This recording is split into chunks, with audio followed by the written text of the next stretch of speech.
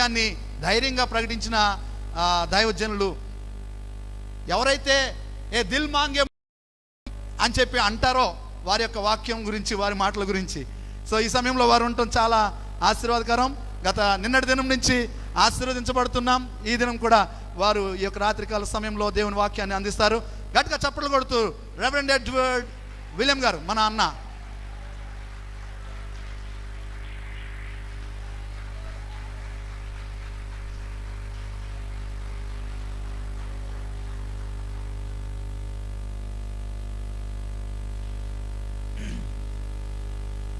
శక్తి ఉండి శీలం లేకపోతే జీవితం శృతి తప్పుతుంది.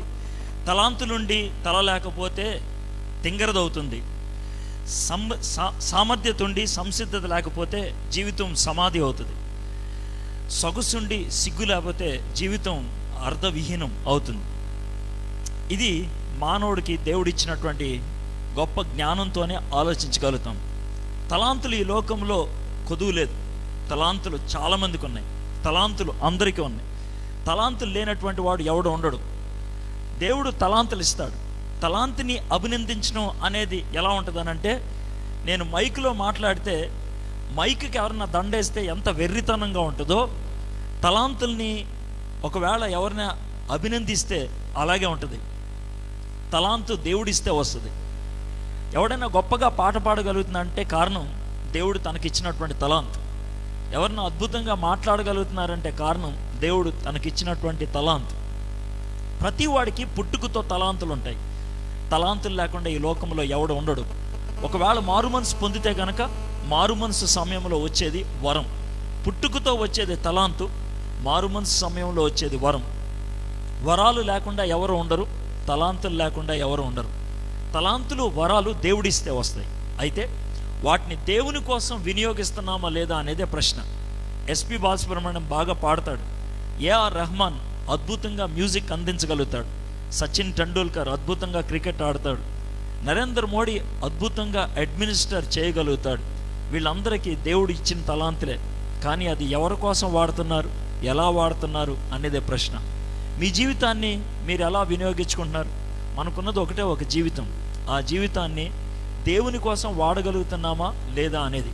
ఈ ఉదయకాలాన్న బైబిల్లో ఉన్నటువంటి ఒక క్యారెక్టర్ని మనం చూస్తూ ఉన్నాం.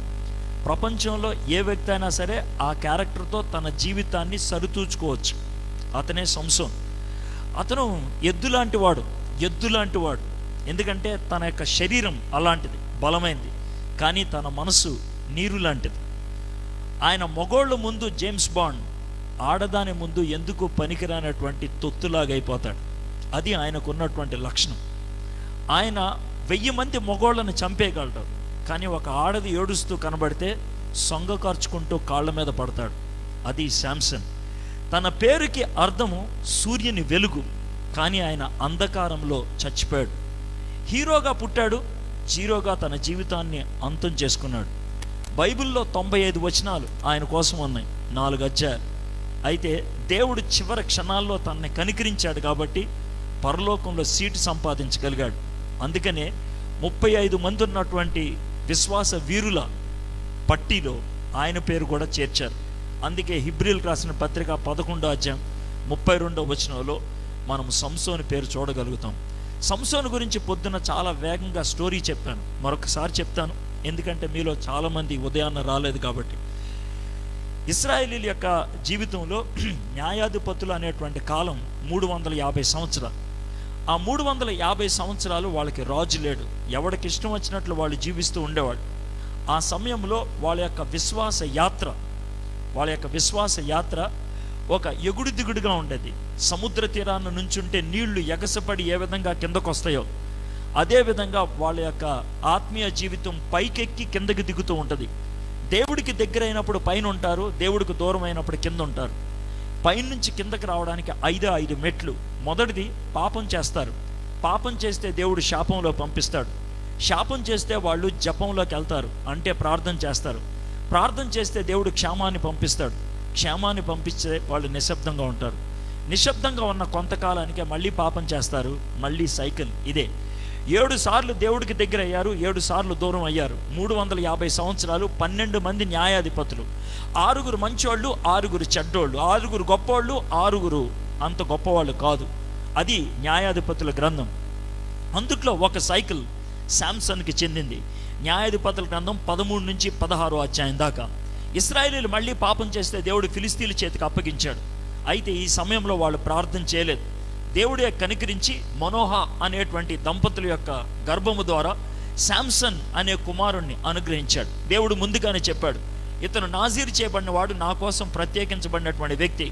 అతని నెత్తి మీద మంగళకత్తి వేయకూడదు, ఆయన ద్రాక్షారసానికి సంబంధించింది ఏమీ తాకూడదు, చచ్చిపోయిన దాన్ని ఏది తాకూడదని. ఇది 13వ అధ్యాయం, ఆరంభం, అభిషేకం. 14వ అధ్యాయంలో ఆయన తిమ్నాతు అనేటువంటి ఊరికి వెళ్ళాడు. ఆ ఊర్లో ఒక అమ్మాయిని చూసి, ఆ అమ్మాయి నాకు కావాలి అని వాళ్ళ అమ్మ నాన్నతో ఆయన మారాన్ చేయడం మొదలుపెట్టాడు. అమ్మ నాన్న వద్దురా, ఇంకేమన్నా ఆలోచించు, మన అమ్మాయిని మనం చూడని అన్నారు. కుదరదన్నాడు. చివరికి ఆ అమ్మాయితో మాట్లాడటానికి వెళ్ళేటప్పుడు దారిలో ఒక సింహాన్ని చంపి పక్కన పడేశాడు. తిరిగి వచ్చేటప్పుడు ఆ సింహపు కళేబరంలో తేనెపట్టు పడితే ఆ తేనెపట్టు తీసుకొని తాను తాగి వాళ్ళ అమ్మ నాన్నకి ఇచ్చాడు. ఆ తర్వాత తన భార్య దగ్గరికి వెళ్దామని 30 మందికి పార్టీ ఇద్దామనుకొని తాగటం మొదలుపెట్టాడు. ఆ సమయంలో ఆయన ఒక చిక్కుముడి వేశాడు. దానికి జవాబు చెప్పకపోతే 30 జతల బట్టలు ఇవ్వాలన్నారు. అయితే తిమ్నాతో అమ్మాయిని ఆ 30 మంది బేరమాడారు. నువ్వేమన్నా సరే మీ ఆయన దగ్గర నుంచి సమాధానం తెచ్చుకో అని. తెచ్చేసింది. ఓడిపోయాడు. అయితే పరువు పోయిందని, భార్య మోసం చేసిందనే కోపంతో 30 మందిని చంపి ఆ 30 మందికి బట్టలిప్పి కోపంగా ఇంటికి వెళ్ళిపోయాడు. ఇది 14వ అధ్యాయం, అవమానం, ఆవేశం. ఇది 14వ అధ్యాయానికి మనం ఇచ్చే బిరుదు. ఇక 15వ అధ్యాయం, ఆయన మళ్ళీ వెనక్కి వచ్చాడు తన భార్య కోసం. అప్పటికే మామగారు తన భార్యని తోడి పెళ్లి కొడుకిచ్చి పెళ్లి చేసేసాడు. కోపంతో ఏం చేయాలో అర్థం కాక 300 నక్కలను పట్టుకొని 2 నక్కల యొక్క తోకలు కట్టేసి ఆ తోకలకి ఒక చిన్న దివిటి కట్టి పొలాల్లోకి వదిలేశాడు. పొలాలన్నీ తగలబడిపోతే ఫిలిస్తీన్ల కోపం వచ్చింది. ఎవడరా కాల్ చేసిందని అన్నారు. సంసోను అన్నారు. ఎందుకురా అంటే సంసోను భార్యని వాళ్ళ తోడి పెళ్లి కొడుకిచ్చి పెళ్లి చేసేశారంట. ఆ కోపంతో ఆయన చేశాడని, వాళ్ళు ఎందుకు ఈ విధంగా చేశారు అని పెళ్లి కూతుర్ని అంటే సంసోను భార్యని, మామగారిని, ఇద్దరిని చంపేశారు. నా భార్యను చంపుతారనే కోపంతో, ఆవేశంతో వెళ్ళిపోయాడు. ఆయన కనబడిన వాళ్ళనల్లా చంపేద్దాం అని అనుకున్నాడు. ఒక గుహలో దాక్కుంటే 1000 మంది చుట్టుముట్టారు. చిన్న గాడిది దవడతో 1000 మందిని చంపేశాడు. నిరాశలో ఉన్నాడు, చాలా అలసిపోయి ఉన్నాడు. ఒక మూలలో కూర్చొని గట్టిగా అరుస్తున్నాడు, దేవా, సున్నతి లేని వీళ్ళ చేతుల్లో చచ్చిపోవడం నీకేమన్నా న్యాయమా? నాకు సహాయం చేయవా అని అడిగాడు. దేవుడు ఒక బండరాయిని చీల్చి దాంట్లోంచి నీళ్లు ఇచ్చాడు సంసోనికి.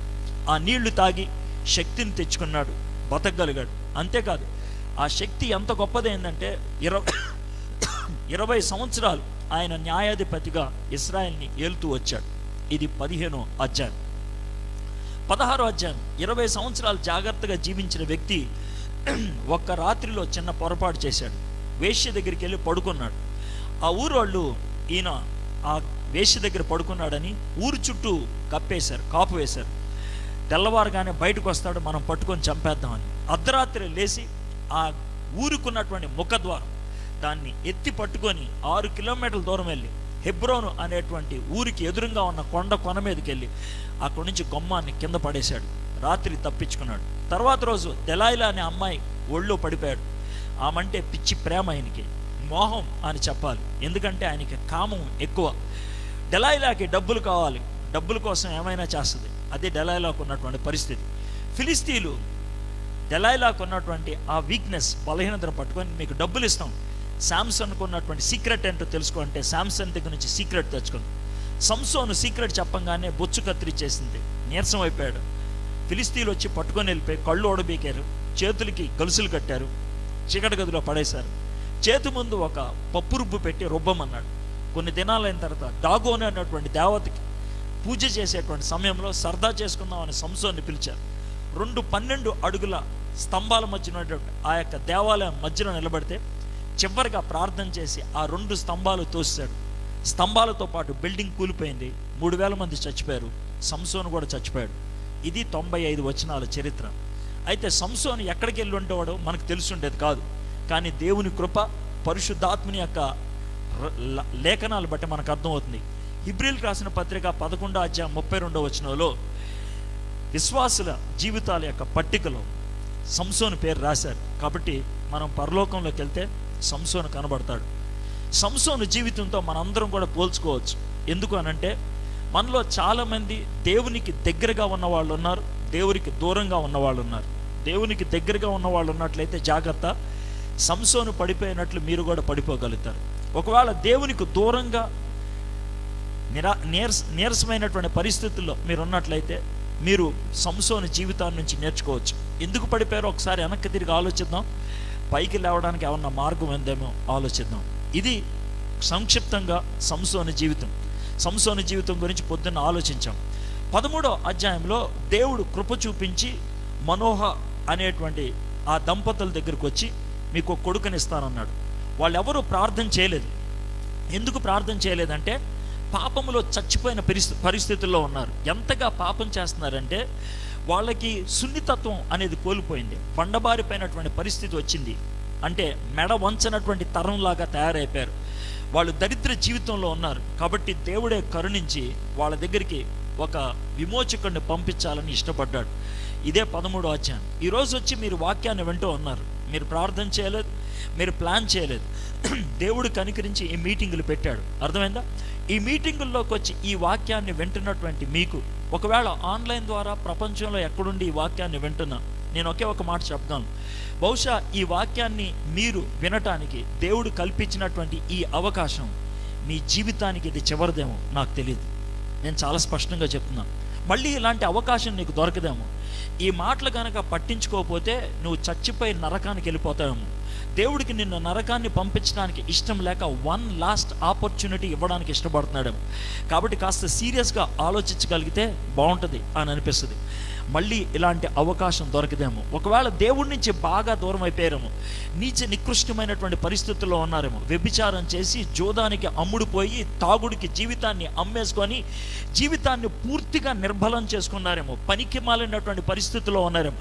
అయినప్పుడు కూడా దేవుడు మీ పట్ల కృప ఉంది కాబట్టి ఈరోజు ఈ మాటలు మీకు వినిపిస్తూ ఉన్నాడు. కాబట్టి చాలా జాగ్రత్తగా వినాలి అని నా యొక్క ఆశ.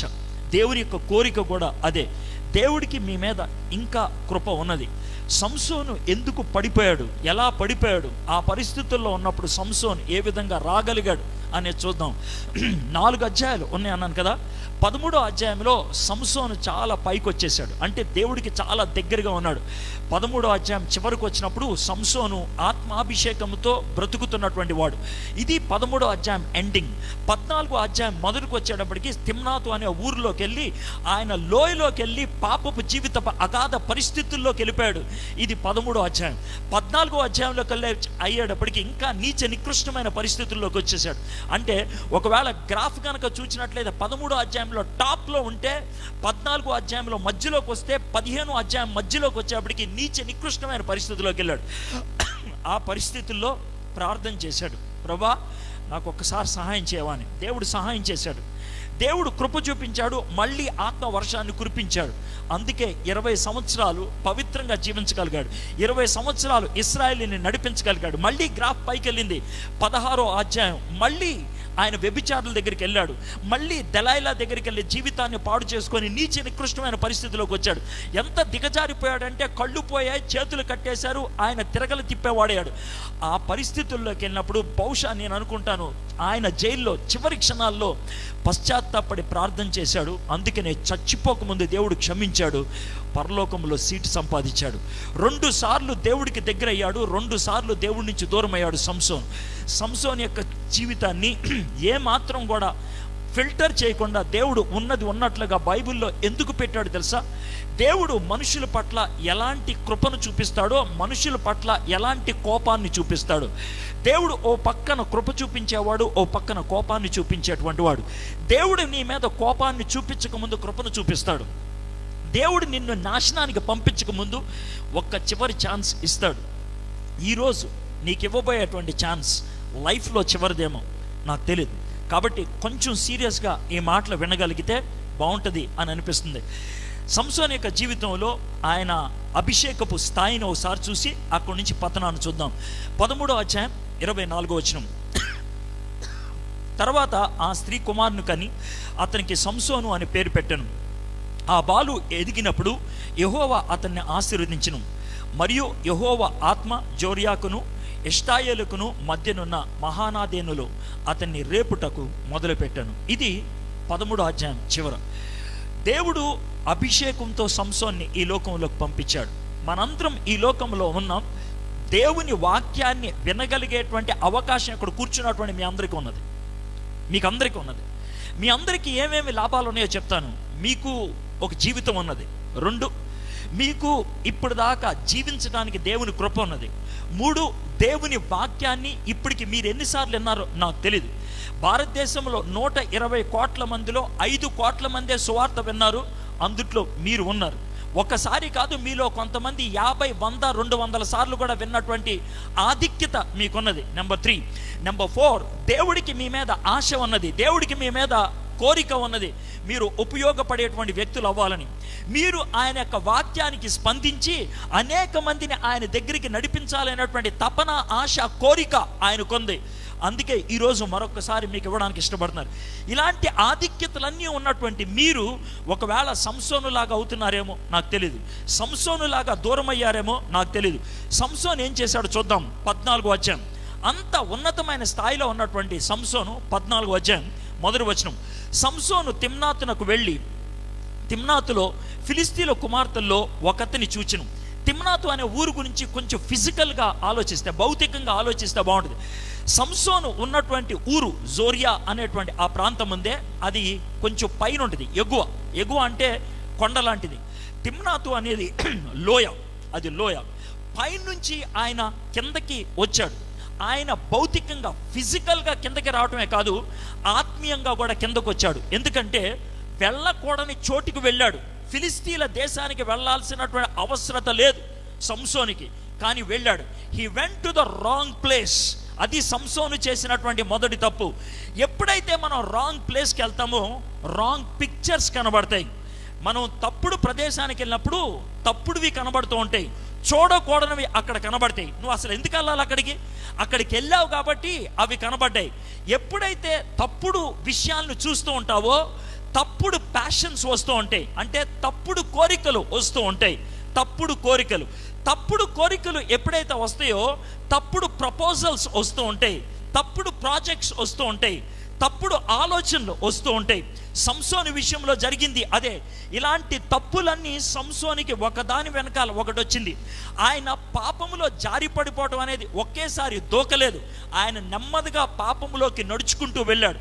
దుష్టుల ఆలోచన చప్పున నడవక అని మొదటి వచనాన్ని, అందుకే మొదటి రోజు వాక్యాన్ని మీకు బోధించాను. పాపములోకి నడుచుకుంటూ వెళ్ళాడు, ఆ తర్వాత నిలబడిపోయాడు, ఆ తర్వాత సతికిలు పడి కూర్చున్నాడు. ఆయన సంసోను జీవితంలో జరిగింది అదే. అక్కడికి వెళ్ళి వచ్చిన తర్వాత మన భాషలో చెప్పాలంటే చాలా చాలా మర్యాదగా వ్యవహరించాడు. ఎలాగా? ఇంటికి వచ్చి మమ్మీ డాడీతో చెప్తున్నాడు, మమ్మీ డాడీ నువ్వు చెప్పిన వాళ్ళనే నేను చేసుకుంటా, అయితే నువ్వు నేను చూపించిన వాళ్ళనే చెప్పాలి అని అన్నాడు. నువ్వు చెప్పిన వాళ్ళనే నేను చేసుకుంటా, కానీ నేను చూపించిన వాళ్ళనే నువ్వు చెప్పాలి అని అన్నట్లు. మమ్మీ డాడీ నాకు ఆ అమ్మాయి నచ్చింది, అరే ఆ అమ్మాయి మంచిది కాదురా అని అంటే, నో నాకు అమ్మాయి కావాలి, ఇస్తారా సస్తారా అని అంటే తల్లిదండ్రులకి ఇంకేం చేయాలో అర్థం కాక ఆ అమ్మాయితో ఆయన్ని పెళ్లి చేయడానికి అని సిద్ధపడ్డాడు. ఆ తర్వాత ఆయన చేసినటువంటి తప్పులేంటో చూద్దాం.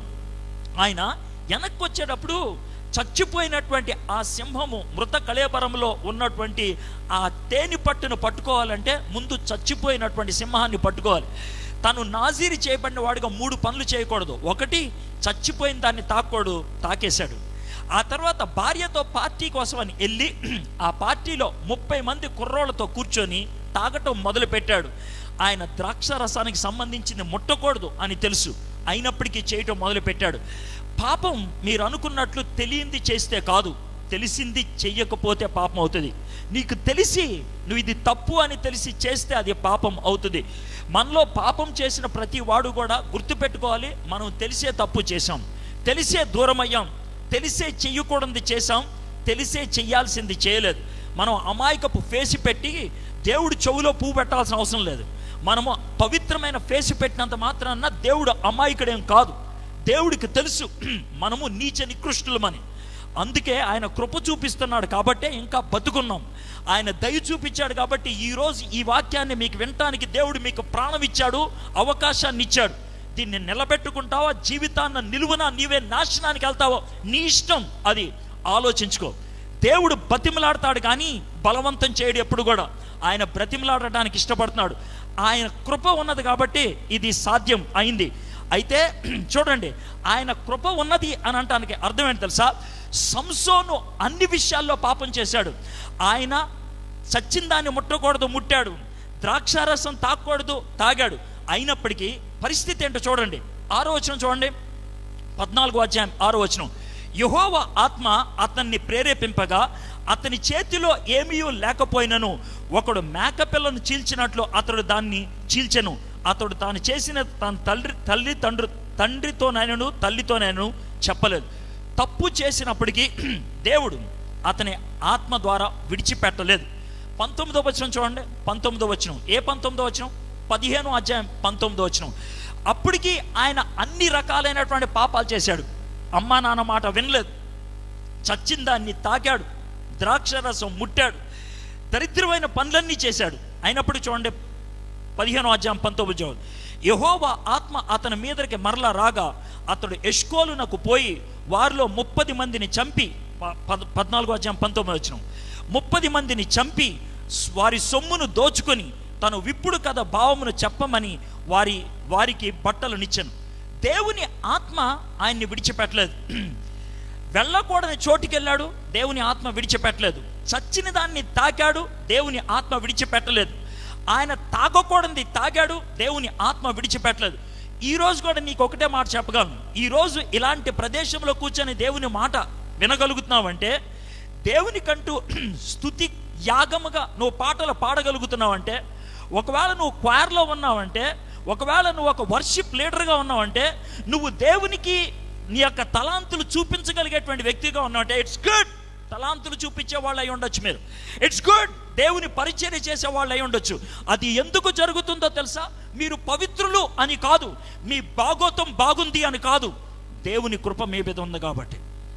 దేవుని కృప మీ మీద ఉంది కాబట్టి మీరు దాంతో మన పబ్బం కలిసిపోతుంది అని అనుకోవద్దు. నాకు అవకాశాలు వచ్చేస్తున్నాయి కదా, దేవుడు యాక్సెప్ట్ చేసేసాడులే అని అనుకోవద్దు. నాకు ఇప్పుడు దాకా ఏ బాధ కలగలేదు కదా, దేవుడు యాక్సెప్ట్ చేసేసాడు అని అనుకోవద్దు. నేను వాక్యాన్ని బోధించినప్పుడు, లేకపోతే పాటలు నడిపించినప్పుడు, లేకపోతే క్వైర్లో ఉన్నప్పుడు, కొరియోగ్రాఫ్లో ఉన్నప్పుడు, స్కూల్లో ఉన్నప్పుడు, వాక్యాన్ని చదివేటప్పుడు, చర్చిలో ఉన్నప్పుడు దేవుని సన్నిధిని అనుభవించగలుగుతాను, దేవుని ఆత్మ తాకిడిని అనుభవించగలుగుతాను. సో ఎవ్రీథింగ్ ఈజ్ ఫైన్ అని అనుకోవద్దు. సంసోనికి అవన్నీ ఉన్నాయి, but still was not happy. God was not happy. బయటకి కనబడేది ఒకటి, దేవుడు లోన చూసేది ఇంకొకటి. బయటికి ఇవన్నీ ఉన్నాయి, బయటికి హంగులన్నీ ఉన్నాయి, కానీ అవన్నీ తన జీవితానికి విలువనివ్వలేకపోయినాయి. సంసోను 13, 14, 15 అధ్యాయాల్లో ఆయన చేసినవి ఏంటో ఒక మాటలో చెప్పాలంటే, తల్లిదండ్రులను తొక్కేశాడు, వాగ్దానాలను వదిలేశాడు, ఉద్దేశాలను ఊదేశాడు, పవిత్రతను పారేశాడు, శక్తిని సమాధి చేశాడు. తల్లిదండ్రులను తొక్కేశాడు, వాగ్దానాలు వదిలేశాడు, ఉద్దేశాలు ఊదేశాడు, పవిత్రతను పారేశాడు, శక్తిని సమాధి చేశాడు. అయినప్పటికీ దేవుడిని తను విడిచిపెట్టలేదు. దేవుడు తను విడిచిపెట్టలేదు. ఈరోజు దేవుడు నిన్ను విడిచిపెట్టకుండా అడుగుతున్నాడు. బహుశా వన్ లాస్ట్ టైం అని అంటున్నాడేమో. నాకు ఎలా అనిపిస్తుంది తెలుసా? లాస్ట్ సప్పర్ అంటే ప్రభు చివరిసారిగా తన శిష్యులతో గడిపినటువంటి ఆ బల్ల కార్యక్రమంలో 12 మంది శిష్యులు కూర్చున్నారు. యేసయ్య కూర్చున్నాడు, ప్రార్థన చేశాడు, రొట్టె విరిచాడు, మొదటి ముక్క ఇస్కరియోతు యూదాకిచ్చి చివరిసారిగా యూదా ఒక్కసారి ఆలోచించాయా అని అన్నాడు. యూదా అప్పుడు కూడా నటించాడు, అప్పుడు కూడా మాట వినలేదు. అందుకే తాను వెళ్ళిపోయాడు. వెళ్ళిపోయినప్పుడు చీకటి పడింది అని అన్నారు. ఎందుకో తెలుసా? He walk into darkness. చీకట్లోకి నడుచుకుంటూ వెళ్ళిపోయాడు. కావాలని నడుచుకుంటూ వెళ్ళాడు, ఎప్పుడు ఆయన్ని తొయ్యలేదు. Nobody has pushed in, he walked into it. ఈ రాత్రి నిన్ను కూడా ఎవడు తోసేయడు. నీ అంతటి నువ్వు చీకట్లోకి నడుచుకుంటూ వెళ్తావా, నీ అంతటి నువ్వు వెనక్కి వెలుగులోకి రావడానికి ఇష్టపడతావా? నీ చేతుల్లో ఉంది. సంసోను తనంతట తాను చీకట్లోకి నడుచుకోవడానికి వెళ్ళిపోవడానికి ఇష్టపడ్డాడు. దేవుడు పదే పదాన్ని ప్రాధేయపడ్డాడు. అయితే ఇక్కడ ఒక విషయాన్ని గుర్తుపెట్టుకోవాలి.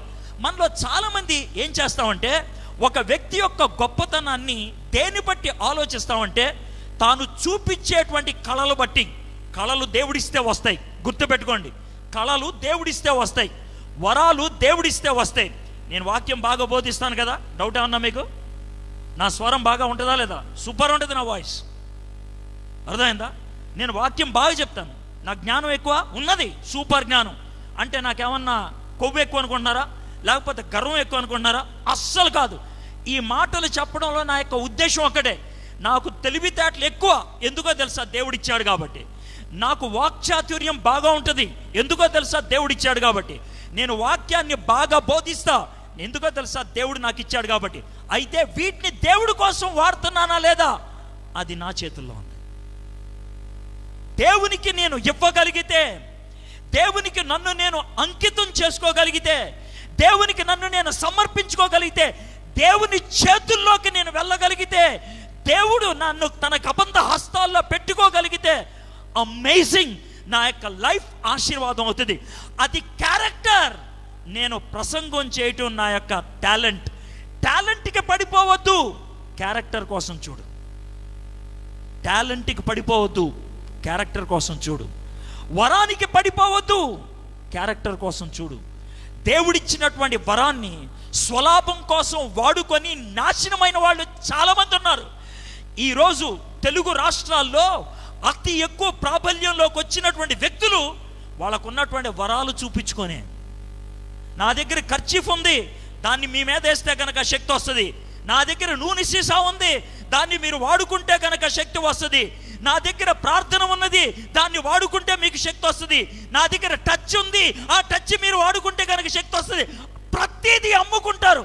ఏదో ఒక దినాన్న వాళ్ళ వచ్చ కూడా అమ్ముతారేమో, నాకు తెలియదు. భీమవరంలో అన్నయ్య అని ఒకడు ఉంటాడు. వాడి నెత్తి మీద నుంచి పాలు పోస్తే ఆ పాలు తాగి అది ఆశీర్వాదం అనుకుంటారు. తమలపాకులు నేల మీద పెట్టి ఆ తమలపాకులు తొక్కితే ఆ తమలపాకులు తిని ఆశీర్వాదం అనుకుంటారు. ఎంత దౌర్భాగ్యం, ఎంత దౌర్భాగ్యం! తలాంతుల్ని అమ్ముకోవటం, వరాల్ని అమ్ముకోవటం, దేవుడిచ్చినటువంటి అవకాశాలని అమ్ముకోవటం. వాడి జీవితాన్ని అమ్మితే సరిపోతేమో, వాడిని నిలువున చీల్చి ఉప్పు కారం రాస్తే సరిపోతేమో. కానీ దేవుడు కృప ఉన్నది ఇంకా వాళ్ళకే. ఒకవేళ అలాంటి వాళ్ళు ఎవరిని ఉంటున్నారేమో, వాక్యం మీకోసమే ఈ వాక్యం. దేవుడు మీ మీద కృప చూపిస్తున్నాడు. ఇంకా దేవుడికి ఇంకా మీ మీద దయ ఉంది.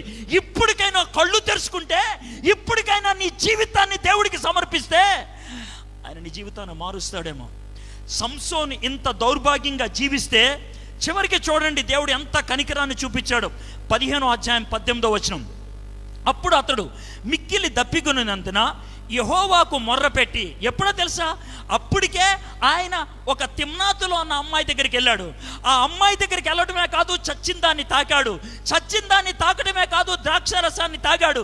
ద్రాక్షారసాన్ని తాగడమే కాదు, అది చీకొడితే వెనక్కొచ్చి మళ్ళీ సొంగగార్చుకుంటూ వెనక్కి వెళ్ళాడు.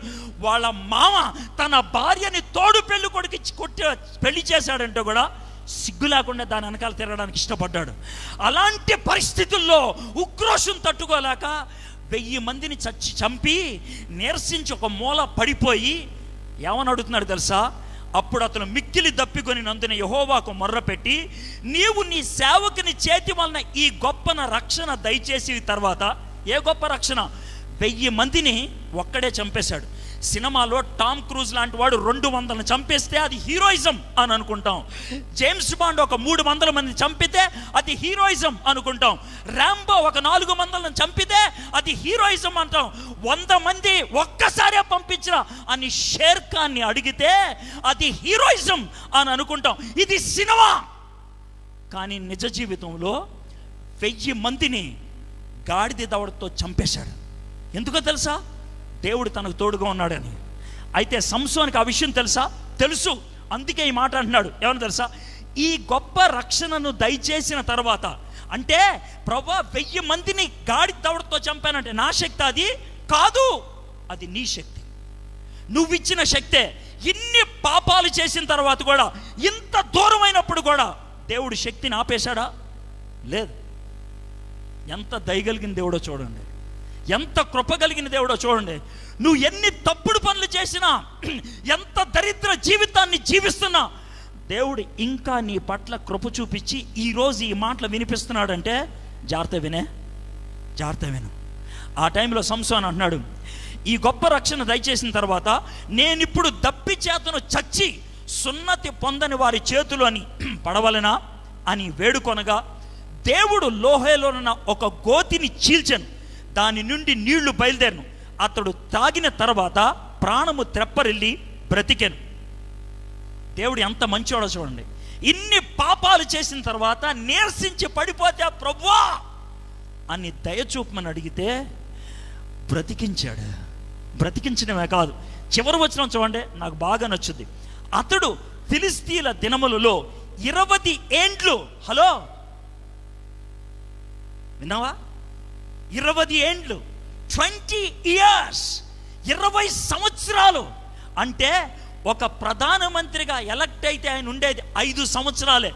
4 టర్మ్స్, 4 సార్లు ఆయన ఒకేసారి గద్దె దిక్కుండా స్టేజ్ మీద ఉంచాడు దేవుడు. 4 టర్మ్స్, 20 సంవత్సరాలు ఆయన ఫిలిస్తీన్ దినముల్లో 20 ఏండ్లు ఇశ్రాయేలీలకు న్యాయాధిపతి అయి ఉండెను. ఇశ్రాయేలీని పరిపాలించడానికి 20 ఏళ్ళు దేవుడు తనకు తోడుగా ఉన్నాడు. దేవుని ఆత్మాభిషేకము రావటం బట్టి, దేవుడు దీవించబట్టి, తాను చేసినటువంటి ప్రార్థనకి ఆయన ఏ స్థాయికి వెళ్ళిపోయాడు తెలుసా? ఆత్మీయంగా ఉన్నత స్థాయికి వెళ్ళిపోయాడు. మీలో కొంతమంది అనొచ్చు, సార్ నేను చాలా పవిత్రంగా ఉంటున్నాను సార్ నేను దేవుని వాక్యాన్ని బాగా చదువుకుంటున్నాను, బాగా ఉపవాసపు ప్రార్థనలు చేస్తున్నాను. గుడ్. 20 సంవత్సరాలు ఈయన ఉన్నాడు. 20 సంవత్సరాలు పవిత్రంగా ఉన్నటువంటి ఈయన ఒక్కసారి చూడండి, 16వ అధ్యాయం మొదటి వచనం, 20 సంవత్సరాలు, 15వ అధ్యాయం 20వ వచనంలో 20 సంవత్సరాలు ఆయన జాగ్రత్తగా ఉన్నాడు. 16వ అధ్యాయం మొదటి వచనం, తర్వాత సంసోను గాజాకు వెళ్ళి వేశ్యనొకతను చూచి ఆమె యొద్ద చేరిన. 20 సంవత్సరాలు కాపాడుకున్నాడు తన శీలాన్ని, 20 సంవత్సరాలు జాగ్రత్తగా బతికాడు. ఒక్క రాత్రి అవుట్ అయిపోయింది తన బతుకు. ఇక్కడ ఒక చిన్న సన్నివేశం చూపించాలి. నేను అమెరికాలో బాస్టన్ అనే ఊరికి 2 సార్లు వెళ్ళాను. మొదటిసారి నేను బాస్టన్ వెళ్ళినప్పుడు ఒక విచిత్రమైనటువంటి సన్నివేశాన్ని చూశాను. ఆ ఊరిలోకి వెళ్ళినప్పుడు 2వ రోజు అనుకుంటా, అన్న మనం ఒక చోటుకి వెళ్దాం అని అన్నాడు. నేను ఎవరింట్లో ఉన్నాను. ఏంటి తమ్ముడు అంటే, ఓ బిల్డింగ్ కూలిపోతుందన్నా దాన్ని చూడాలన్నాడు. బిల్డింగ్ కూలిపోతుంది దాన్ని చూడటమా అని అన్నా. లేదన్నా, అది చాలా పురాతనమైనటువంటి బిల్డింగ్, ఆ బిల్డింగ్ని బాంబులు పెట్టి కూల్చేస్తున్నారు, దాన్ని చూద్దాం అన్నాడు.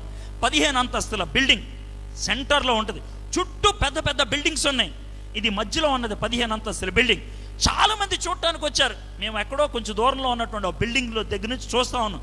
దానికి చుట్టూ బాంబులు పెట్టారంట కింద. అందరికీ అనౌన్స్మెంట్ చెప్పారు, జాగ్రత్త అని. అన్న తర్వాత వాళ్ళు 1 ఫైనల్ వార్నింగ్ ఇచ్చి ఓకే అని అంటే టపటపా సౌండ్ వచ్చింది.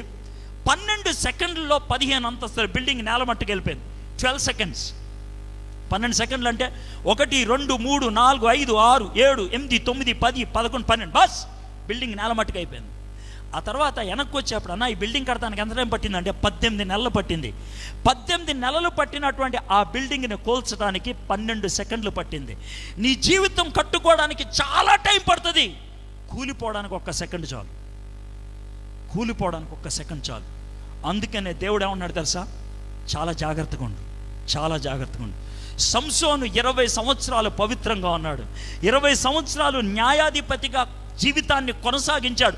1 రాత్రి ఆదమరిచి ఉన్నాడు. 1 రాత్రి పర్వాలేదులే అని అనుకున్నాడు. ఒక్కసారే కదా పర్వాలేదు అని అనుకున్నాడు. జీవితం మటాష్ పడిపోయాడు. అందుకనే సాతాను గురించి ఏమన్నారు తెలుసా? గర్జించు సింహం వలె. సింహం మీద పడితే మనల్ని చంపడానికి పట్టే టైం సెకండ్లే ఉంటుంది. మనం జీవితాన్ని 20 సంవత్సరాలు కాపాడుకోవచ్చు, కానీ 20 సెకండ్లో జీవితం అంతమైపోతుందేమో. ఈయన పరిస్థితి కూడా అదే. తర్వాత సంసోను గాజాకు వెళ్ళి వేసిన ఒకతిని చూచి ఆమె యొద్ద చేరెను. సంసోను అక్కడికి వచ్చినని గాజా వారికి తెలిసినప్పుడు వారు మాటు పెట్టి రేపు తెల్లవారిన తర్వాత అతన్ని చంపుదుమనుకొని పట్టణపు ద్వారమునొద్ద ఆ రాత్రి ఎంతో పొంచి ఉండిరి. అంటే మనోడు ఇప్పుడు రాత్రి వేశ్య దగ్గర ఉన్నాడు, వేశ్య దగ్గర పడుకొని ఉన్నాడు. అయితే ఏం జరిగింది?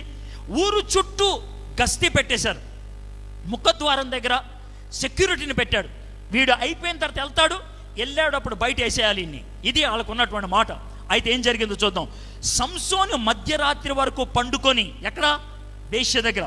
మధ్యరాత్రి వరకు పండుకొని మధ్యరాత్రి లేచి పట్టణపు తలుపులను వాటి 2 ద్వారబంధములను పట్టుకొని వాటి అడ్డకర్రతోటి వాటిని ఓడబెరికి తన భుజముల మీద పెట్టుకొని హెబ్రోనుకు ఎదురుగానున్న కొండ కొనకు వాటిని తీసుకొని పోయాను. ఆయన ఏం చేశాడు తెలుసా? ఇప్పుడు ముఖద్వారం అంటే మనం ఊర్లోకి ఎంటర్ అయ్యేటప్పుడు కొన్నిసార్లు పెద్ద ద్వార కమ్మీలు ఉంటాయి చూసా, పెద్ద సిమెంట్తో, అలాంటిది. దాన్ని పునాదులతో సహా లేపేశాడు. ఎంత బరువు ఉంటుందో తెలుసా? సుమారు 480 కేజీలు. 480 కేజీలు. ప్రపంచంలో హెవీ వెయిట్ లిఫ్టింగ్ వాళ్ళు ఉంటారు, హెవీ వెయిట్ బరువులు ఎత్తేవాళ్ళు. వాళ్ళు ఎత్తే మ్యాక్సిమం బరువు ఎంత ఉంటుంది తెలుసా? 260 నుంచి 290 కేజీలు. వాళ్ళు ఎంతసేపు ఎత్తుతారు తెలుసా? ఒక బరువుని ఎత్తితే 1 2 3 4 5 6 7 8 9 10 టాప్ మన కింద పడేస్తాడు. గెలిచాడు అంటారు. 10 సెకండ్లు మోస్తాడు. కానీ ఈయన దానికి డబల్ వెయిట్ 6 కిలోమీటర్లు మోసుకొని వెళ్ళాడు. 6 కిలోమీటర్లు మోసుకొని వెళ్ళి అక్కడ ఆ గుమ్మాన్ని ఎక్కడ పడేశాడు? కొండ మీదకి ఎక్కి కొండ మీద నుంచి కింద పడేశాడు. ఎవరికి బయటోడికి తెలియదు.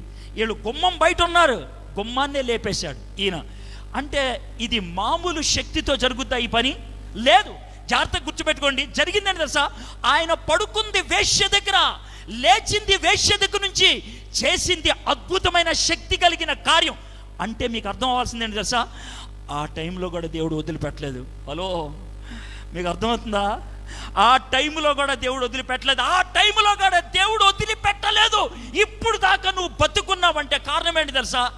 దేవుడు నీకు ఇంకో ఛాన్స్ ఇవ్వాలని ఆశపడుతున్నాడు. నిన్నెప్పుడో చంపేయచ్చు.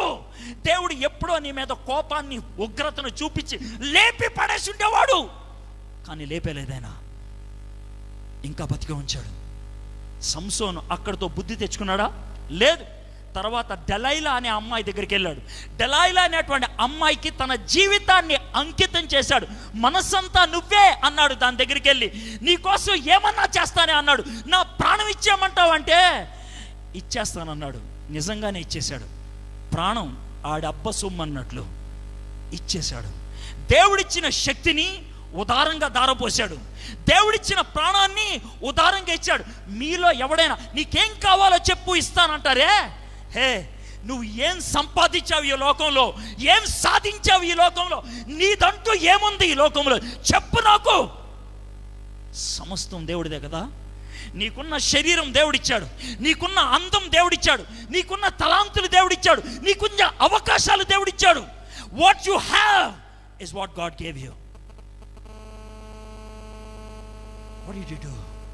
ఏం చేసావు? వాటిని ఏం చేసావు? సంసోను అమ్మేద్దాం అని అనుకున్నాడు. ఎంత దరిద్రంగా! సంసోను, డెలైలా, ఫిలిస్తీన్లు, వీళ్ళ ముగ్గురు జీవితాల్లో 3 విషయాలు నేర్చుకుంటాం. సంసోనికి కామం అంటే ఇష్టం, సెక్స్ అంటే ఇష్టం. డెలైలాకి డబ్బులంటే ఇష్టం, కనకం కనకం. ఫిలిస్తీన్లకి పవర్ అంటే ఇష్టం, కాంతం. మనుషులు పడిపోయేది ఈ 3 ఆటలకే: కామం, కాంతం, కనకం. ఈ 3 ఏదో ఒకటే. డబ్బు కోసం కొంతమంది ఏమన్నా చేస్తారు, సీటు కోసం ఏమన్నా చేస్తారు కొంతమంది, కామం కోసం ఏమన్నా చేస్తారు మరి కొంతమంది.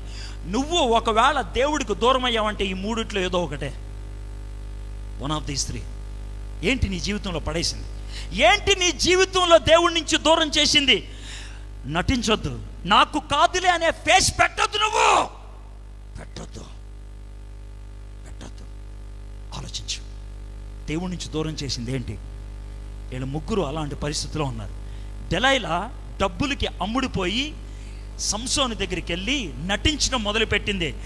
సంసోను కామం కావాలి కాబట్టి నీకేం కావాలో చెప్పు అన్నాడు. ఒక్కటే నాకు కావాలి. నేనంటే నీకు ఇష్టమా? ఇష్టమే. చెప్పు, నీ శక్తి ఎక్కడుందో చెప్పు నాకు. శక్తి కండరాల్లో ఉందా? ఒకవేళ కండరాల్లో ఉంటే నీ శక్తి ఎక్కడుందా అని అడుగుండేది కాదు. శక్తి ఎక్కడుంది? తొడల్లో ఉందా? ఒకవేళ తొడగొట్టి మాట్లాడటానికి తొడలో ఉన్నట్లయితే ఆ ప్రశ్న వేసి ఉండేది కాదు. దెలైలాకు తెలుసు సంసోనుకున్నటువంటి శక్తి మనుషులకు ఉండే శక్తి కాదు, అది ఎవరి శక్తి? దేవుడి శక్తి. ఆ దేవుడి శక్తిని అమ్మేవా నాకు అని అడిగింది. అమ్మేవా అని అడిగింది. అమ్మేశాడు వాడు. దేనికోసం తెలుసా? ఒక రాత్రి దాంతో పడుకోవడానికి. That's all. ఎంత నీచ నికృష్టమైన వాడు చూడు. దేవుడిచ్చినటువంటి అవకాశం, దేవుడిచ్చినటువంటి తలాంతు, దేవుడిచ్చినటువంటి శక్తి, దేవుడిచ్చినటువంటి వరం దేనికోసం అమ్మేస్తున్నావు నువ్వు? దేనికోసం అమ్మేస్తున్నావు? నీ జీవితాన్ని దేనికి అమ్మేస్తున్నావు? వాడు అమ్మేశాడు. అమ్మేస్తే దేవుడు ఇంకా తట్టుకోలేక వాడి ఎంటుకలు పీకేసిన తర్వాత శక్తి పోయింది. 16వ అధ్యాయం 20వ వచనం చూడండి. ఆమె అంటే ఎవరు? డెలైలా. సంసోను, ఫిలిస్తీయులు నీ మీద పడుచున్నారనగా అరిచింది. ఏ సంసోను, ఫిలిస్తీయులు నీ మీద పడుతున్నారా? అప్పుడు సంసోను మాట చూడండి. ఎప్పటి అట్లు నేను బయలుదేరి విదజిమ్ము కొంతుని అనుకున్నాను. మనవాడు అనుకున్నాడంట అని అందాం అనుకున్నాడు. అయితే తన డైలాగ్ చూడండి. యెహోవా తనను ఎడబాసినని అతనికి తెలియలేదు. హలో, పరిశుద్ధాత్ముడు మనలోకి వచ్చినప్పుడు హడావిడి ఉండొచ్చు, వెళ్ళిపోయేటప్పుడు అసలు మనకి తెలియదు. అర్థమైందా? పరిశుద్ధాత్ముడు మనలోకి వచ్చినప్పుడు హడావిడి ఉండొచ్చు. పరిశుద్ధాత్ముడు మన జీవితంలోకి వచ్చినప్పుడు ఎంటుకలు నెక్కపడుచుకోవచ్చు, శరీరములో ఒక మార్పు కలగొచ్చు, లోన కెమికల్ చేంజెస్ రావచ్చు, నీ జీవితంలో ఒక్క క్షణాన్న మార్పు కనబడచ్చు. అయితే ఆ పరిశుద్ధాత్ముడు నిన్ను కాదనుకున్నట్లయితే నీకు తెలియని కూడా తెలియదు. ఇక్కడ జరిగింది అదే. దేవుడు తనను విడిచిపెట్టాడని తనకు తెలియలేదు. నువ్వు అనొచ్చు, సార్ గతంలో నేను అది చేశాను సార్, గతంలో అది చేశాను సార్ అని. నీ చరిత్ర ఆలోచిస్తున్నావా? నీ గతాన్ని ఆలోచిస్తున్నావా? దేవుడు నిన్ను విడిచిపెట్టేశాడేమో. దేవుడు విడిచిపెట్టిన వాళ్ళు చరిత్రలో చాలామంది ఉన్నారు తెలుసా? సౌలుని ఎన్నుకున్నందుకు దేవుడు బాధపడ్డాడంట. సమూయేలు మళ్ళీ ఆయన ముఖాన్ని చూడటానికి ఇష్టపడలేదు. ఇస్కరియోతు యోధాని ఎంపిక చేసుకున్నందుకు, తయారు చేసినందుకు దేవుడు పశ్చాత్తాపడ్డాడంట. ఇది నీ విషయంలో దేవుడు అలాంటి బాధపడుతున్నటువంటి పరిస్థితి ఉన్నదా? తర్వాత ఆలోచిద్దాం. 21వ వచనం. అప్పుడు ఫిలిస్తీయులు అతన్ని పట్టుకొని అతని కన్నులను ఊడదీసి గాజాకు అతన్ని తీసుకొని వచ్చి ఇత్తడి సంకల చేత అతన్ని బంధించి. 2 విషయాలు. పట్టుకోగానే ఫస్ట్ చేసిన పని ఏంటి తెలుసా? కళ్ళు ఓడబీకేశారు. కళ్ళు ఓడబీకేస్తే ఏమవుతుంది? నీకు కనబడదు. సాతానుడు పట్టుకోగానే అతడు చేసేటువంటి మొట్టమొదటి పని ఏంటి తెలుసా? సాతాను పట్టుకోగానే నీ కళ్ళు ఓడబీకేస్తాడు. సార్ నా కళ్ళు ఉన్నాయి సార్, బాగా కనబడతాయి, మీరన్నా కళ్ళదాలు పెట్టుకున్నారు, నేను పెట్టుకోలు అని అన్నావా? ఆ కళ్ళు గురించి కాదు నేను మాట్లాడుతుంది. ఆత్మీయ కళ్ళు.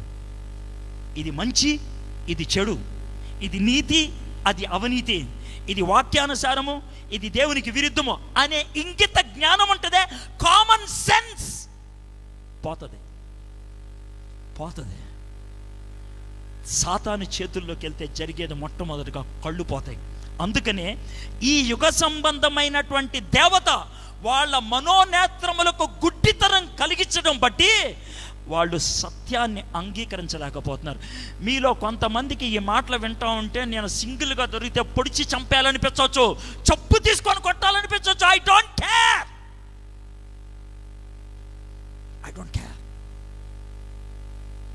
అలాంటి ఆలోచనలు నీకు వచ్చి అంటే ఎంత బండబారిపోయిన స్థితిలో ఉన్నావు ఆలోచించు. ఒకవేళ బాధ కలుగుతుందా? కొంచెం నొప్పి అనిపిస్తుందా? సంసోనికి కళ్ళు పీకేసిన తర్వాత చేతులకి గొలుసులు కట్టేశారు. చేతులకి గొలుసులు కట్టేయటం అంటే ఏంటి తెలుసా? మీలో కొంతమంది అనే డైలాగులు గొలుసులు కట్టేసిన వాళ్ళు అంటారు. ఏమంటారు తెలుసా? అరే ఎందుకురా సిగరెట్ తాగుతున్నావు అంటే, మానేద్దామంటే నా వల్ల కావట్లేదండి. ఏరా మందు కొడుతున్నావు ఎందుకురా అంటే, మానేద్దామంటే నా వల్ల కావట్లేదండి. ఏరా చెడు తిరుగుడు ఎందుకు తిరుగుతున్నావు అంటే, మానేద్దామంటే నా వల్ల కావట్లేదు. ఎందుకో తెలుసా? నీ వల్ల ఎందుకు కావట్లేదు తెలుసా? నువ్వు నీ చేతుల్లో లేవు. కట్టేశారు. You have been tied up. What you want to do you are not able to do. ఏం చేద్దాం అనుకున్నా అది చేయలేకపోతున్నావు. సంసోను పరిస్థితి అదే. కట్టి పడేశారు. కళ్ళు ఓడబీకేశారు, కట్టి పడేశారు. 3వ చూడండి. ఓడదీసి గాజాకు అతను తీసుకొని వచ్చి ఇత్తడి సంకల చేత అతన్ని బంధించిరి. అతడు బందీ గృహములో తిరగలి విసురువాడాయను. తిరగలి విసరటం అంటే ఏం తెలుసా? పప్పు రుబ్బే పడేయాడు. పప్పు రుబ్బటం అంటే ఏంటి తెలుసా? మీలో చాలామంది పప్పు రుబ్బేవాళ్ళే. హలో, మనకి బండి ఉంది తెలుసా? అప్పాచి బండి ఉంది, HD బండి ఉంది, బుల్లెట్ బండి ఉంది. అది కాదు నేను అంటుంది. పప్పు రుబ్బటం అంటే ఏంటి చెప్పమంటారా? ఇక్కడికి వచ్చిద్దా, మళ్ళీ ఎలా తిరుగుద్దా, మళ్ళీ ఎక్కడికి వస్తుంది, ఇంతే. ఇంతకు మించి ఇంకేముండదు. రోజు ఇదే పని. పొద్దునే లేస్తాడు, పళ్ళు తోముకుంటాడు, కొద్దిసేపు నాకు అమ్మ ఏదో ఫుడ్ పెడుతుంది, అది తింటాడు, సెంటర్కి వెళ్తాడు, ఓ సిగరెట్ వేసుకుంటాడు, వస్తాడు, మధ్యాహ్నం అన్న తింటాడు, పడుకుంటాడు, సాయంత్రం వెళ్తాడు, కాస్త కలర్ వేసుకుంటాడు, ఎవడైనా పెగ్గిస్తే తాగుతాడు, వచ్చేస్తాడు, పడుకొని నిద్రపోతాడు, మళ్ళీ పొద్దున్న లేస్తాడు, పళ్ళు తోముకుంటాడు, అమ్మ తిండి పెడితే తింటాడు, వెళ్తాడు, సిగరెట్ తాగుతాడు, వస్తాడు, మధ్యాహ్నం తింటాడు, పడుకుంటాడు, సాయంత్రం అయిన తర్వాత కలర్ వేసుకుంటాడు, మంచి మంపు కొడతాడు. సేమ్. మార్పు ఏమైనా ఉందా? నథింగ్. తిరగలు తిప్పడం అంటే ఇదే. నిన్నేం జరిగిందిరా, ఇవాళ ఏం జరిగింది అదే. మొన్న ఏం జరిగిందా, నిన్నేం జరిగిందా అదే. మొన్న ఏం జరిగిందిరా, అంతకుముందు ఏం జరిగిందా అంతే. No difference. తిరగలి తిప్పుడు. నీ బతుకు కూడా తిరగలి తిప్పుడేనా? ఏమీ చేంజ్ లేదా? లైఫ్కి కలర్ లేదురా, లైఫ్కి జోష్ లేదురా, లైఫ్కి కిక్కు లేదురా, లైఫ్కి మజా లేదు. ఎందుకో తెలుసా? తిరగలి తిప్పేవాడికి ఉండదు. తిరగలి తిప్పేవాడికి ఉండదు. నిజమైనటువంటి మజా దేవుడు వస్తే ఉంటుంది. దేవుడు వస్తే ఉంటుంది. సంసోను విషయంలో దేవుడు కృప చూపించిన 22వ వచనంలో చూస్తుంది. ఇదే ఆశీర్వాదకరమైన వచనం. అతడు బందీ గృహంలో తిరగలి విసురువాడాయను. అయితే అతడు క్షౌరము చేయబడిన తర్వాత, అంటే గుండు కొట్టిన తర్వాత, అతని తల వెంట్రుకలు తిరిగి మొలుచుట మొదలుపెట్టాను. బ్యూటీ ఏంటి తెలుసా? అయ్యా, దేవుడి కాళ్ళ మీద పడిపోవాలిరా బాబు. దేవుడు కాళ్ళ మీద పడుకోవాలి. తిమ్నాతికి వెళ్ళాడు, అమ్మాయితో పడుకున్నాడు, జీవితాన్ని నాశనం చేసుకున్నాడు. ప్రార్థన చేస్తే దేవుడు 20 సంవత్సరాలు ఆశీర్వదించాడు. మళ్ళీ వేశ్య దగ్గరికి వెళ్ళాడు, శక్తినిచ్చాడు. దెలైలా దగ్గరికి వెళ్ళాడు, బొచ్చు కత్తిరించుకొని సమస్తాన్ని కోల్పోయాడు. బందీ గృహంలోకి వెళ్ళి నేను అనుకుంటాను చిన్న ప్రార్థన చేసి ఉంటాడు. ప్రభా, ఇక అయిపోయిందా నా బతుకనంటే, లేదురా, ఎంటుకలు రావటం మొదలు పెట్టినాయి.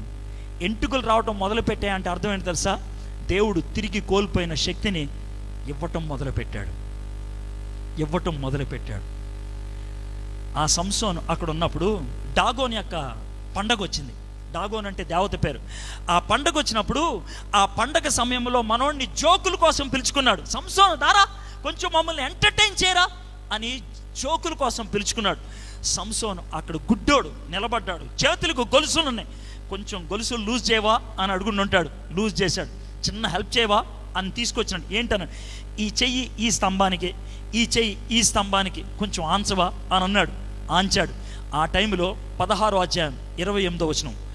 అప్పుడు సంసోను, యెహోవా ప్రభువా, దయచేసి నన్ను జ్ఞాపకము చేసుకొను.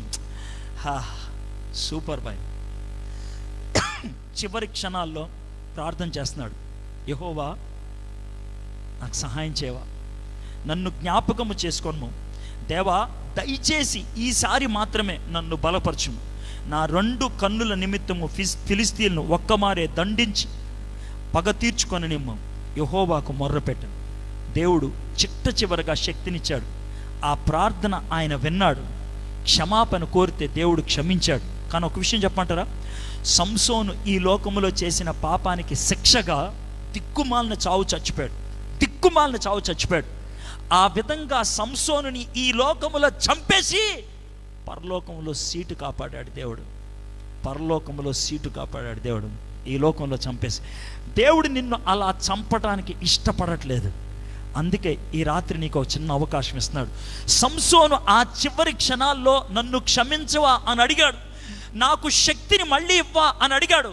కోల్పోయినటువంటి ఆ పరిశుద్ధాత్మని నన్ను మళ్ళీ ఇవ్వవా అని అడిగాడు. దేవుడు అది అనుగ్రహించాడు. అందుకే 2 స్తంభాలు గట్టిగా తోసేస్తే బిల్డింగ్ మొత్తం కూలిపోయింది. 3000 మంది చచ్చిపోయారు. జీవితం మొత్తంలో ఎంతమందిని చంపాడో అంతకంటే ఎక్కువ మందిని ఆ ఒక్క రాత్రి చంపేశాడు సంసోను. అయితే సంసోను కూడా చచ్చిపోయాడు, పరలోకంలోకి వెళ్ళాడు. ఈ మాటలు చెప్తున్నప్పుడు మీకేం జ్ఞాపకం చేస్తున్నా తెలుసా? సంసోనికి చివరి అవకాశం జార విడుచుకోకుండా మిగుల్చుకున్నాడు కాబట్టి విశ్వాసుల పట్టీలో ఆయన కూడా ఉండిపోయాడు. మీతో ఎందుకు ఈ మాటలు బతిమలాడాల్సి వస్తుందో తెలుసా? దేవుని ఆత్మ ప్రేరణ బట్టి ఈ మాటలు చెప్తున్నాను. మీలో కొంతమందికి ఇదే చివరి అవకాశం. మళ్ళీ రాదు. దేవుడు నీ మీద ఉన్నటువంటి కృపతో ఇప్పుడు దాకా నువ్వు చేసిన ప్రతి పాపాన్ని క్షమించటానికి ఇష్టపడుతున్నాడు. ఇప్పుడు దాకా నువ్వు చేసినటువంటి ప్రతి దరిద్ర పనిని క్షమించడానికి ఇష్టపడుతున్నాడు. దేవుడిని నువ్వు ఏడిపించావు, బాధ పెట్టావు, విసిగించావు, అయినా కృప చూపించడానికి ఇష్టపడుతున్నావు. ఈ రాత్రి ప్రభువా నన్ను క్షమించు అని అడుగుతావా? అడగటానికి ఇష్టపడితే ఆయన నిన్ను క్షమిస్తాడు. ప్రార్థన చేసుకుందాం. తల్ల వంచండి, కళ్ళు మూసుకోండి. దేవుడు నీతో మాట్లాడితే, నీ గతం నీకు ఒక్కసారి భయాన్ని కలిగిస్తే, ఇదే చివరి అవకాశం అన్నప్పుడు నీలో కాస్త టెన్షన్ పుట్టుకొచ్చిందా?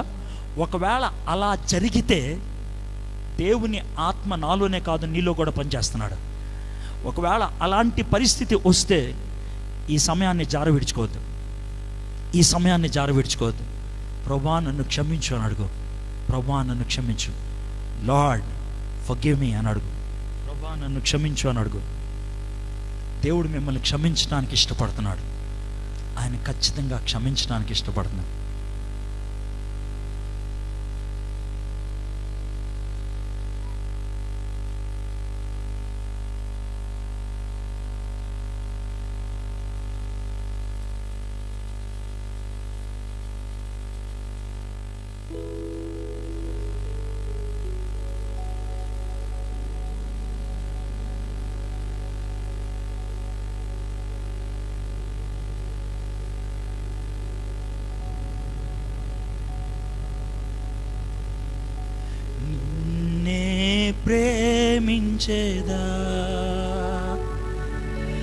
ప్రేమించేదా యేసు రాజా,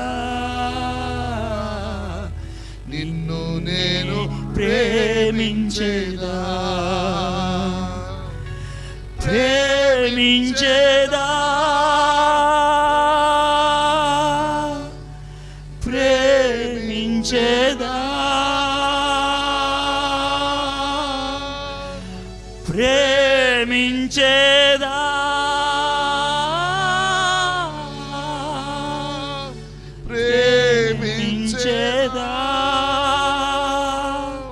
నా ప్రాణమున్నంత వరకు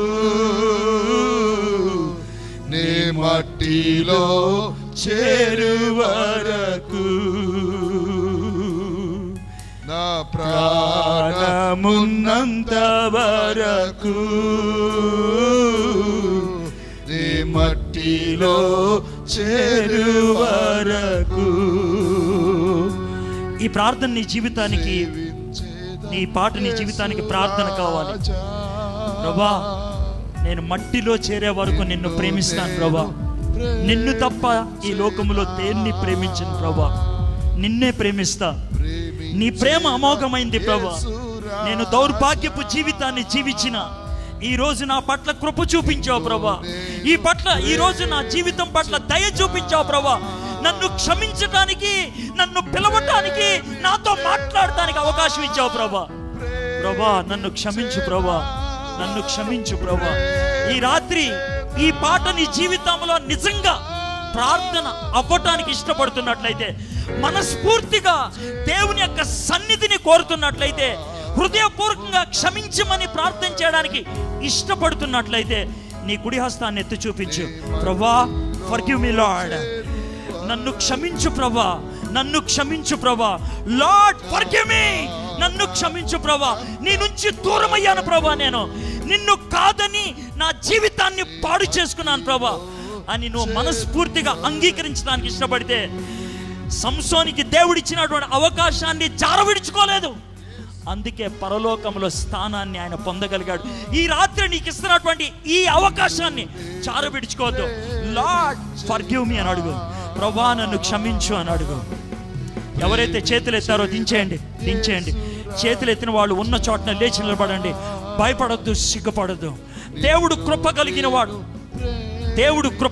వాడు, నిన్ను క్షమించడానికి ఇష్టపడేవాడు. అందుకే ఈ రాత్రి నీతో మాట్లాడాడు. అందుకే ఈ రాత్రి నీ హృదయంలో ఒక కదలిక, నీ మనసులో ఒక తలంపు, నీ యొక్క మనస్సాక్షిలో ఒక బెదిరింపు కలిగింది. బండపారి పైన నీ జీవితాన్ని గిల్లినట్లయింది. ప్రభా నన్ను క్షమించు అని అడుగు. లార్డ్ ఫర్గివ్ మీ అని అడుగు. దేవుడు క్షమించడానికి ఇష్టపడేవాడు. నీ మట్టిలో చేరు వరకు నా ప్రాణమున్నంత వరకు నీ మట్టిలో చేరు వరకు నా ప్రాణమున్నంత వరకు నీ మట్టిలో చేరు వరకు ప్రేమించేదా యేసు రాజా, నిన్ను నేను ప్రేమించేదా, ప్రేమించేదా యేసు రాజా, నిన్నే ప్రేమించేదా, ప్రేమించేదా,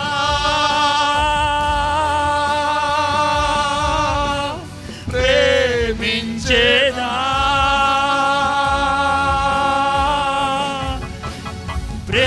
ప్రేమించేదా,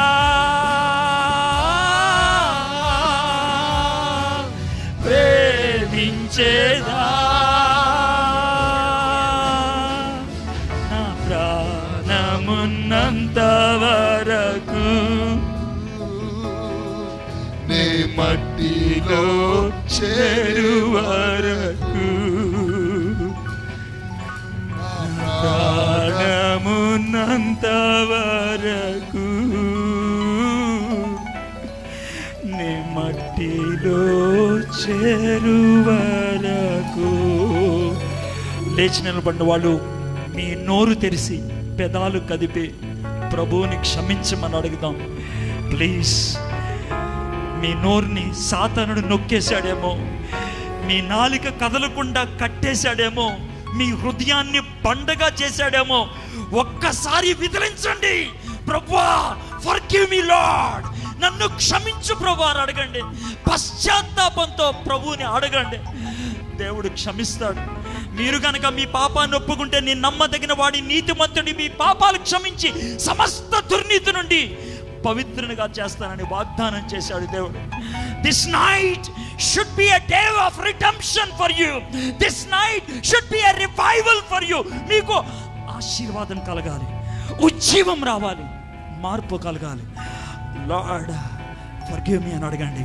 ప్రభు క్షమించడానికి ఇష్టపడేవాడు. మా దేవా, మా ప్రభువా, మీకు వందనాలు, మీకు స్తుతులు, మీకు స్తోత్రాలు చెల్లిస్తున్నాం ప్రభువా. నాయనా, మేము గనక మా పాపాన్ని ఒప్పుకుంటే నువ్వు క్షమిస్తానని వాగ్దానం చేసావు ప్రభా.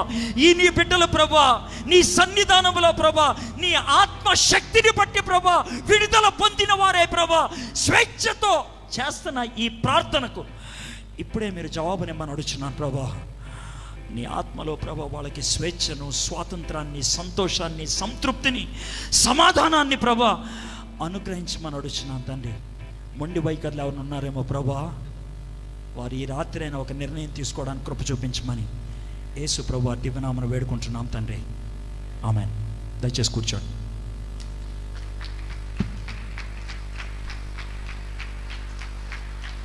ఇంకా కొంచెం గట్టిగా చప్పట్లు కొట్టి దేవుని నామమున మహిమ పరుద్దాం.